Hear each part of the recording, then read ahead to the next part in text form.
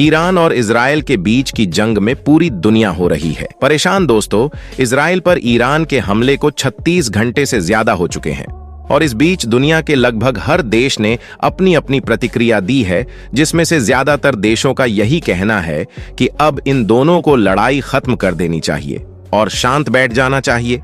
लेकिन हैरानी की बात तो ये है कि इस पूरे मामले में एक देश ऐसा है जो चुप्पी साधे बैठा था, और वो देश कोई और नहीं बल्कि चीन है, जिसने अभी कुछ ही समय पहले दुनिया पर ऐसा बम फोड़ा कि लोगों का ध्यान ईरान इजराइल के झगड़े से चीन की तरफ शिफ्ट हो गया, क्योंकि चीन ने एक बहुत बड़ा जियोपॉलिटिकल शिफ्ट किया है। चीन की पॉलिसी में इससे बड़ा बदलाव आज तक नहीं आया था। तो क्या है पूरा मामला, चलिए जानते हैं। असल में दोस्तों, एक तरफ जहां दुनिया के कई देश ईरान की हरकत की निंदा कर रहे हैं, तो वही चीन खुलकर ईरान के समर्थन में खड़ा हो चुका है और सीधे तौर पर यह कह दिया है कि ईरान को अपनी आत्मरक्षा का पूरा अधिकार है। इतना ही नहीं, अपने जियोपॉलिटिकल शिफ्ट में चीन ने इजराइल को यह नसीहत दे दी है कि आपने जो ईरान की एम्बेसी पर अटैक किया वो बहुत ही ज्यादा क्रूर था। इस तरह की घटिया हरकत आपको नहीं करनी चाहिए थी। यानी कि चीन ने न सिर्फ ईरान का समर्थन किया है बल्कि इजराइल का विरोध भी कर दिया है।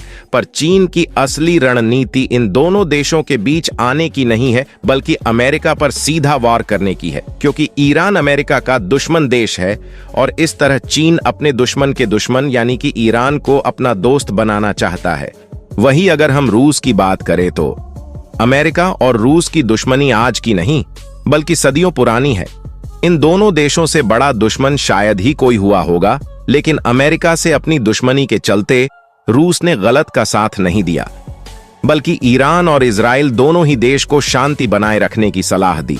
पर चीन ने जो बयान दिया है वो तो वाकई में ऐतिहासिक है।